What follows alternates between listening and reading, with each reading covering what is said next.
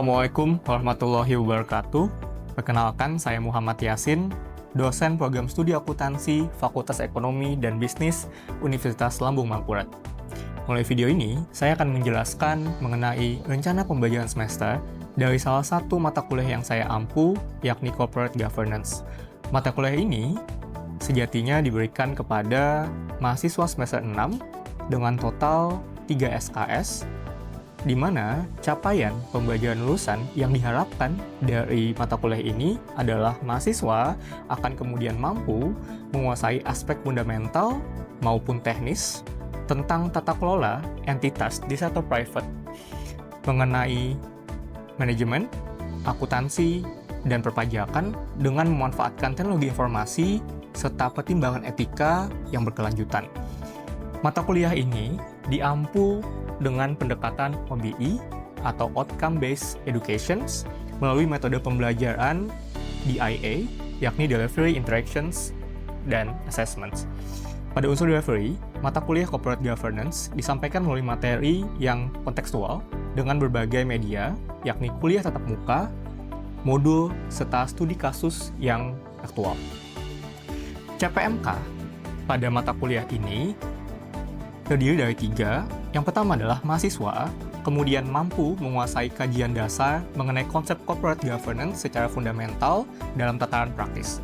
Yang kedua adalah mahasiswa mampu menganalisis struktur, peran, serta hubungan antar organ dalam suatu entitas private, serta regulasi yang mengatur berbagai entitas tersebut dalam konsep corporate governance.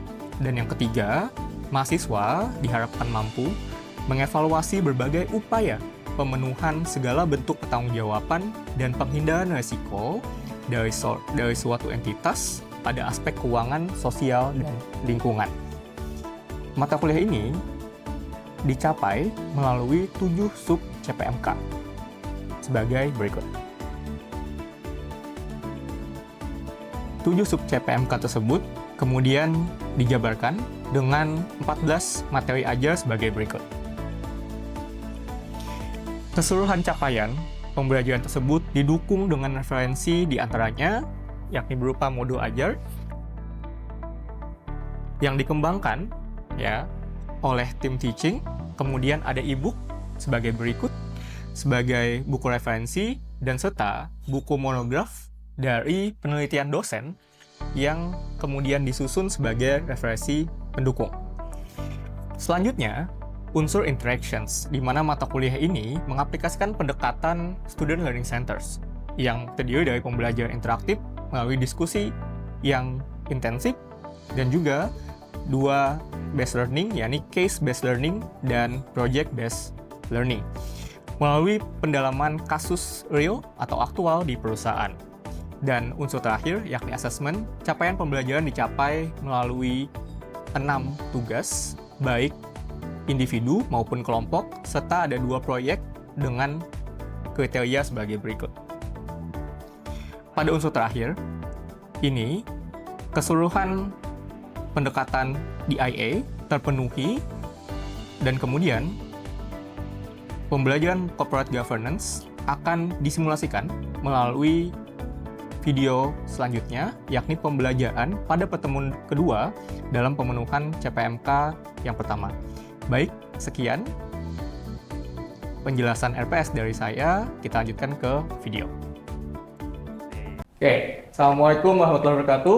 Waalaikumsalam warahmatullahi wabarakatuh. Selamat pagi teman-teman. Selamat pagi, Bang. Baik kabarnya hari ini? Alhamdulillah baik.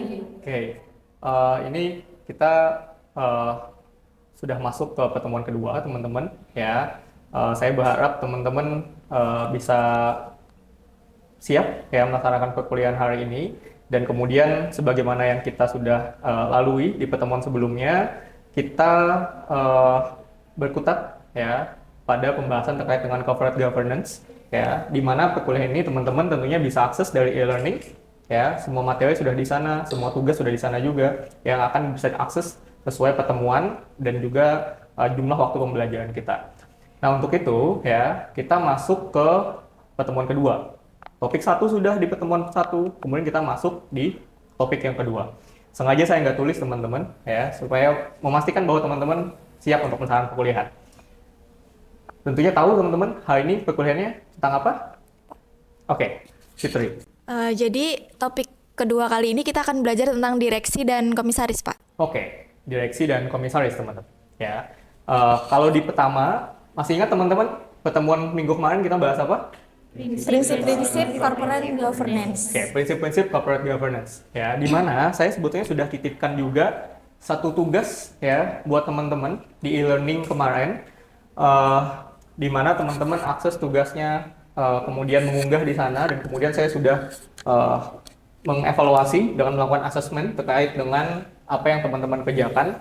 Dan saya minta satu orang ya yang menurut saya pekerjaannya paling bagus ya terkait dengan tugas satu kita. Kemarin itu kita bahasnya pilih salah satu ya antara Jiwasraya, Garuda Indonesia, dan Century Bank terkait dengan pelanggaran prinsip-prinsip corporate governance yang tentunya mereka lakukan di kurun waktu tertentu, dan saya minta teman-teman membuat suatu tulisan dengan kriteria penilaian berikut: pemahaman prinsip GCG 25%, kualitas analisis 30%, relevansi data 20%, rekomendasi 15%, dan juga format tata bahasa 10%. Untuk itu, yang memenuhi paling maksimal itu salah satunya adalah Raffi.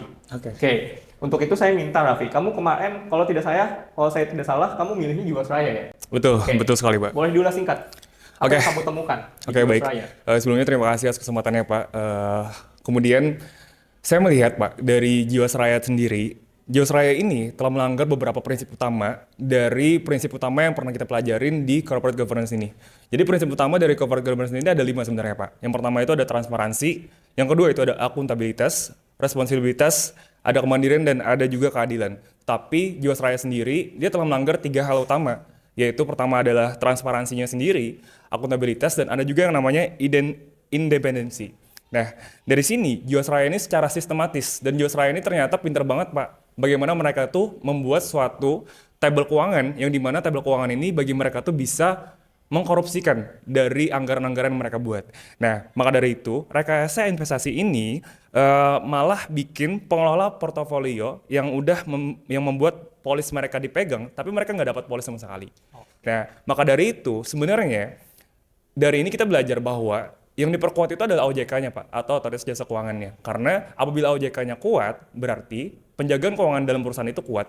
Seperti itu Pak. Oke. Terima kasih. Dan salah satu statement menarik dari Raffi tadi adalah pelanggaran utamanya itu ada di positioning atau di posisi direksi teman-teman.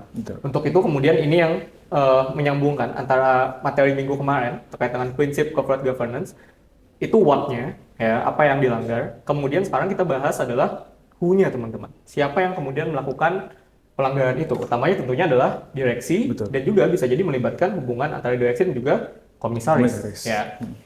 Itu kenapa kemudian kita akan masuk ke sub CPMK berikutnya. Ya. Kalau kemarin kita ke sub CPMK terkait dengan dasar corporate governance, ya, bahwa mahasiswa itu memahami prinsip corporate governance, ya. Kalau CPMK satunya masih sama, tapi sub CPMK 2-nya berbeda. Bahwa teman-teman itu hari ini, ya, kita akan ajak untuk berpikir kritis dan inovatif terkait dengan struktur, peran, dan juga korelasi antara direksi dan juga komisaris teman-teman. Ya, jadi bukan cuma memahami, tapi poin utamanya adalah kritis dan inovatif. Itu kenapa bahan kajian kita hari ini kita akan bahas pertama dulu agensi teori yang akan bahas terkait dengan struktur, ya, kepemilikan di suatu perusahaan, kemudian peran direksi dan komisaris, kemudian juga hubungan di antara keduanya.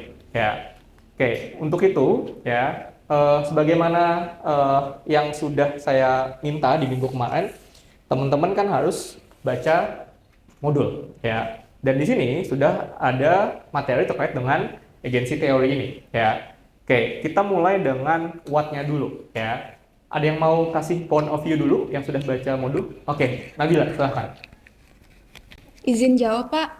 Dari modul yang saya baca, agensi teori itu teori yang jelasin hubungan antara prinsipal dan agen, di mana konflik dapat muncul karena kepentingan mereka tidak selalu selaras. Oke, menarik. Jadi, agensi teori itu membahas bahwa ada yang disebut sebagai principles, ada yang disebut sebagai agen. Prinsipal itu adalah orang yang menitipkan wewenangnya, sedangkan agen itu adalah orang yang kemudian dititipkan amanah. Ya, sesederhana itu teman-teman. Jadi kalau teman-teman punya warung, ya, yang punya ibunya teman-teman, tapi teman-teman yang disuruh jaga, maka teman-teman adalah agennya, dan ibu teman-teman yang punya warung adalah prinsipal. Mungkin tidak, ya, teman-teman melakukan kecurangan di warung tersebut tanpa diketahui oleh ibu. Mungkin saja. Itu yang mendasari agensi teori yang digagas oleh Jensen dan Mackling, ya, yang kemudian sangat terkenal dengan artikelnya di tahun 70-an, yang kemudian mendasari hubungan antara orang yang dititipkan, ya, wewenang yang harus menjaga akuntabilitasnya, ya, dengan orang yang kemudian dititipkan, orang yang kemudian bertanggung jawab atas wewenang yang diamanahkan itu. Nah, pertanyaannya sekarang, itu kan agensi teori itu udah puluhan tahun, Pak, ya. Apakah masih relevan dengan kondisi di zaman sekarang, terutama di Indonesia? Saya mau teman-teman berpikir sejenak, ya, ulas bagaimana agensi teori ini kira-kira berhubungan dengan kondisi kita khususnya di BUMN deh di Indonesia. Silahkan, satu orang. Oke, silahkan. Makasih Pak. Harusnya relevan sih Pak, soalnya BUMN di Indonesia ini direksinya banyak titipan, seperti komisaris ini, si itu, makanya banyak kecurangan, sehingga agensi teorinya relevan. Oke, jadi fraudnya atau kecurangannya bisa muncul karena komisarisnya bapaknya ini, kemudian dewan direksinya anaknya ini, dan lain sebagainya. Padahal ini BUMN, badan usaha milik negara, yang harusnya bisa bebas dari konflik kepentingan, terutama antara hubungan direksi sama komisaris. Oke, thank you Anissa. Kemudian selain itu, saya juga minta teman-teman kemarin saya titipkan untuk berpikir terkait dengan kritik. Apakah agensi teori sempurna? Tentu tidak. Kira-kira ada yang bisa memberikan kritik? Singkat saja teman-teman. Silakan. Oke. Siapa? Oke, Raffi. Oke, terima kasih atas kesempatannya Pak. Saya ingin memberikan kritik terhadap teori agensi ini sendiri. Mungkin dari teman-teman sendiri berbilang bahwa teori agensi ini adalah relevan, tetapi di sisi lain kita bisa juga menyanggah bahwa teori agensi ini sebenarnya nggak semua orang itu bisa kita lihat buruk. Dan nggak semua orang juga bisa kita nilai bahwa, oh ternyata dikarenakan banyaknya kasus-kasus yang ada di Indonesia ini, lalu kita menganggap bahwa satu kesalahan itu bakal menghancurkan 1000 kebaikan. Tetapi sebenarnya kita bisa melihat dari aspek-aspek yang banyak, tentunya kita seperti meng-hire orang-orang yang kuat di transparansinya, di akuntabilitasnya, dan di responsibilitasnya juga. Maka dari itu, kita tetap mengasumsikan bahwa agen itu selalu bersikap oportunistik dan rasional secara ekonomi. Tentu seperti mengabaikan motivasi moral, nilai sosial, dan tentunya etika juga. Seperti itu, Pak. Thank you Raffi, point of view-nya. Itu kritik terhadap agensi teori ya. Tapi tentunya praktiknya ya banyak sekali case yang kemudian sudah teman-teman bahas soal kayak Jiwasraya, kemudian ada Garuda, ada Bank Century juga. Nah kemudian ya dari kritik agensi teori tadi sebetulnya itu yang membentengi ya suatu pemerintahan di suatu negara terkait dengan praktik usaha yang ada di wilayah tersebut ya. Itu kenapa ketika kita bahas positioning ya atau peran ya atau posisi dari BOD, Board of Directions, dan juga Commissioners, kita juga bisa bahas sebelum roles ya atau perannya apa, kita bahas roles-nya dulu ya. Dimana kalau di Indonesia kita punya namanya Undang-Undang PT teman-teman atau Undang-Undang Perseroan Terbatas. Undang-Undang PT 40 tahun 2027 itu membentengi ya praktik-praktik usaha khususnya bagi mereka yang kemudian punya akuntabilitas publik. Apa itu akuntabilitas publik, teman-teman?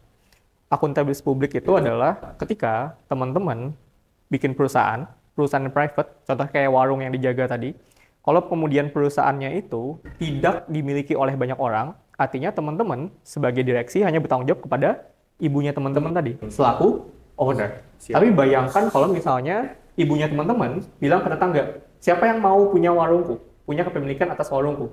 Ini ada lembar saham yang bisa dibeli.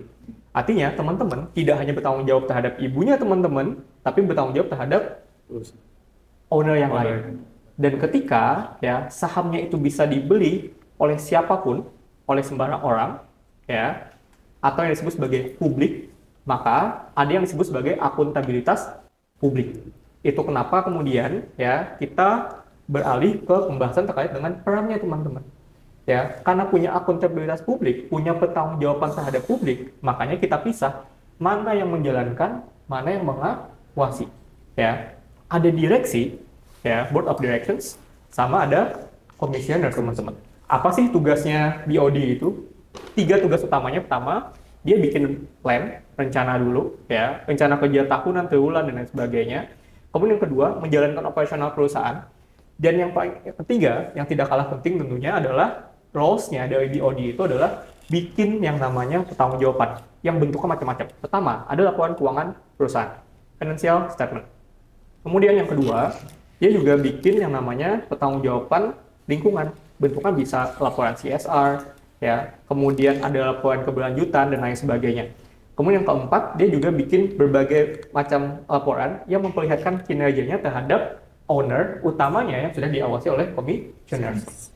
Jadi apapun yang dikerjakan oleh BOD itu jadi juga bagian pengawasan atau supervisi dari commissioners. Dan commissioners itu nanti berhak, ya, mengangkat BOD, ya, Board of Directions, berdasarkan hasil keputusan di rapat umum pemegang saham atau RUPS. Ya. Oke. Kemudian relasinya, teman-teman. Relasinya, ya.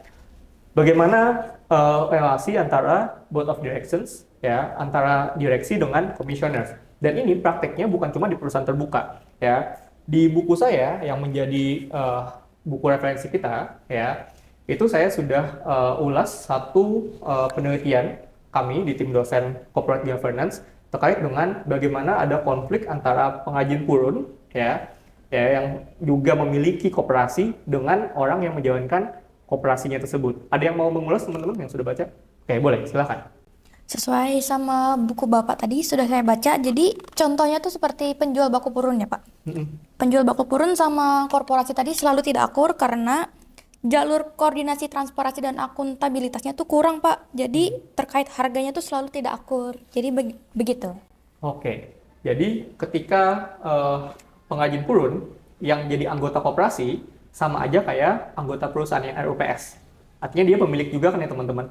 Ketika koperasi melakukan rapat anggota tahunan yang sama dengan RUPS, ya, ketika tidak terjadi transparansi, maka saya ulas bahwa di penelitian, ya, terkait dengan pengrajin purun itu ternyata banyak sekali kecurangan yang dilakukan oleh pihak koperasi, teman-teman, karena tidak ada transparansi. Oke, jadi itu ya teman-teman, rules, roles, and relations antara BOD dengan commissioners.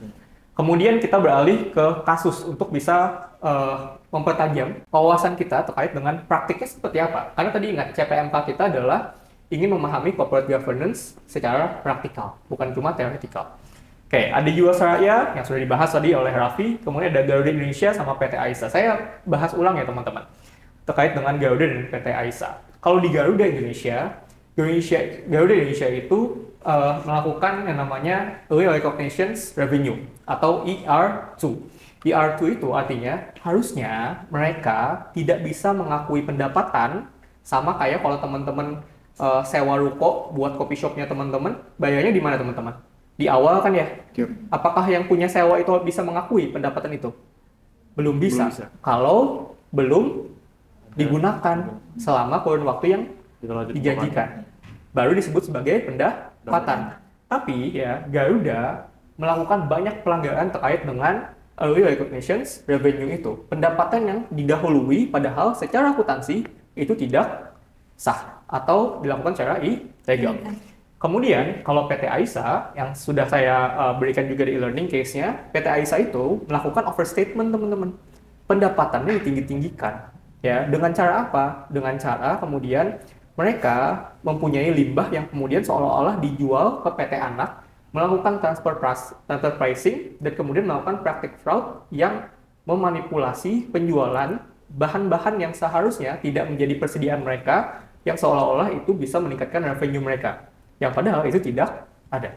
Ya, jadi dari kasus-kasus direksi dan komisaris di Jiwasraya, Garuda Indonesia, PT AISA, kita memahami bahwa direksi itu bisa bermain sendiri, tapi direksi juga bisa membawa komisaris, ya, commissioners itu untuk kemudian bisa bermain secara bersama-sama. Yang menjalankan dan yang mengawasi sama-sama terlibat. Dan di kasus ini sudah dipastikan, baik itu Jiwasraya, di Garuda Indonesia, ataupun PT AISA, commissioners mengetahui praktik kecurangan, tapi tidak melakukan penanggulangan atau antisipasi. Bahkan di Indonesia ya di pengadilan terbukti bahwa commissionersnya itu juga bersama-sama melakukan fraud atau kecurangan yang tentunya melanggar prinsip-prinsip corporate governance. Oke. Sampai sini dulu. Ada yang mau ditanyakan teman-teman? Silakan. Oh, oke. Gitu. Jadi dari penjelasan Bapak tadi yang sudah kami dengarkan bersama, itu gimana sih Pak cara mengatur hubungan antara direksi dan komisaris? Oke. Sederhananya teman-teman, ketika prinsip dan mekanisme corporate governance ya berdasarkan Undang-Undang 40 tahun 2007 terkait dengan perusahaan terbatas itu dijalankan oleh perusahaan, idealnya tidak ada celah yang dapat menutup itu. Ya, ada setidaknya 3 strategi utama dalam mengatur hubungan antara direksi dan komisaris. Yang pertama teman-teman ya adanya komite.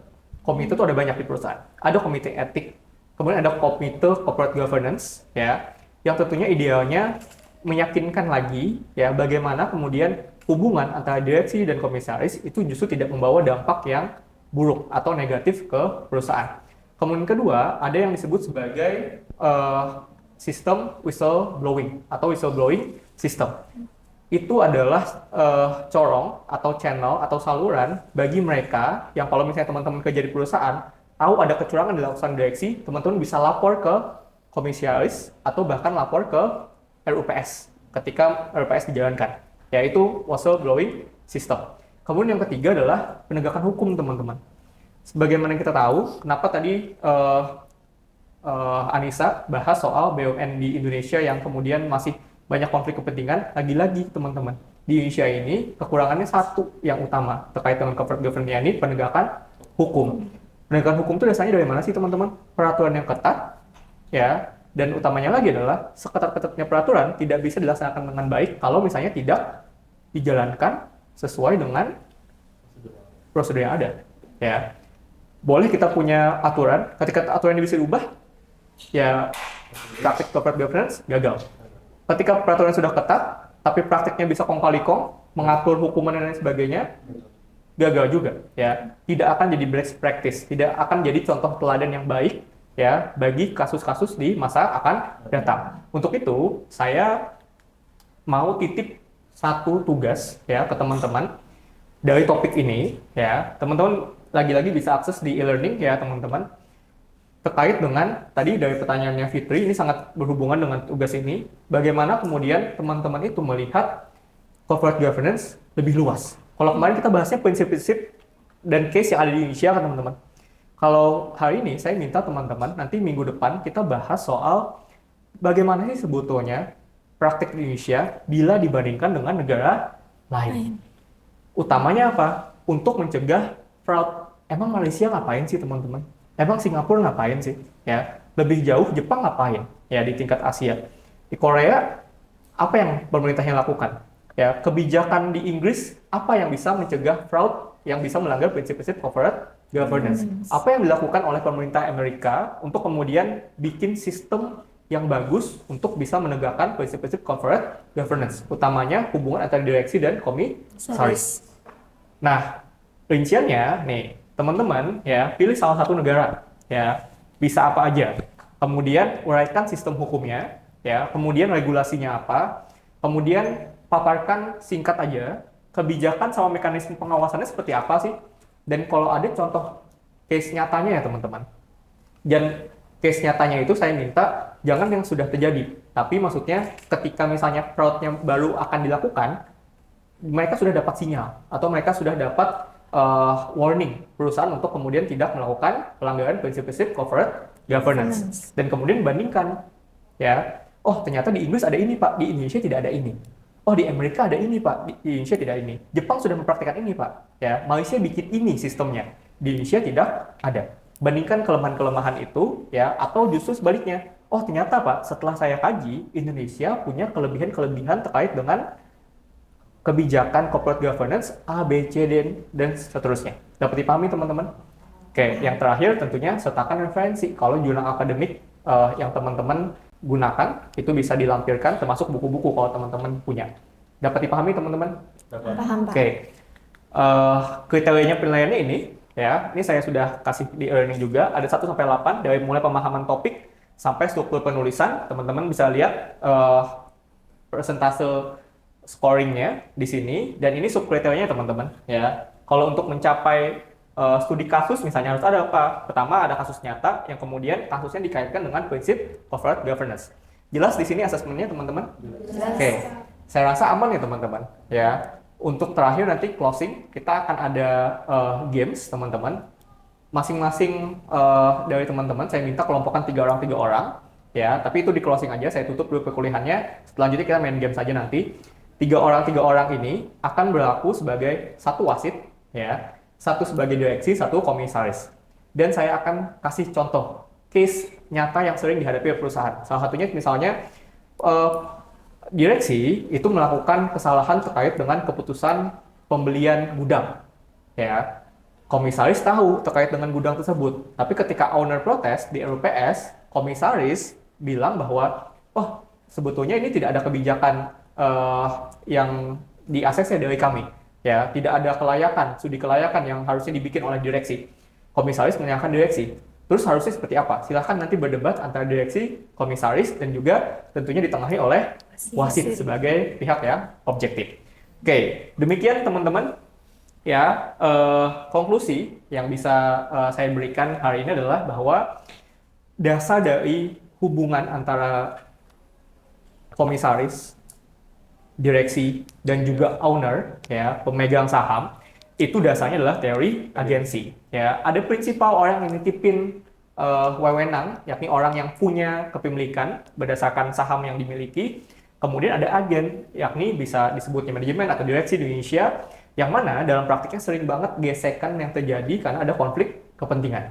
Ya, konflik kepentingan itu yang akhirnya memerlukan mekanisme pengawasan ketat, di mana dalam struktur tata kelola perusahaan, direksi itu tadi saya bilang perannya untuk ngambil peran yang strategis, dan kemudian disupervisi oleh komisaris. Nah, efektivitas antara dua fungsi di antara dua peran ini, itu yang kemudian jadi kunci dalam penegakan prinsip-prinsip corporate governance yang kita pelajari di minggu sebelumnya.